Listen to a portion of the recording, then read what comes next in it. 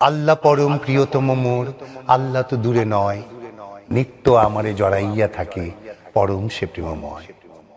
পূর্ণ পরম সুন্দর সেই আমার পরম পতি, মোর ধ্যান জ্ঞান তনু মন প্রাণ আমার পরম গতি।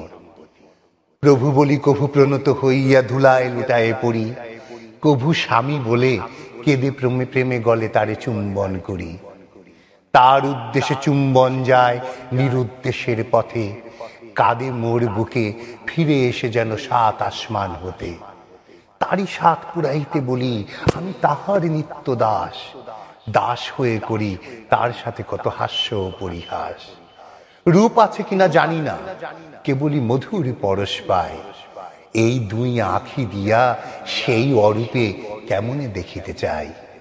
অন্ধ বধূ কি বুঝিতে পারে না পতির সোহাগ তার, দেখিব তাহার স্বরূপ কাটিলে আখির অন্ধকার।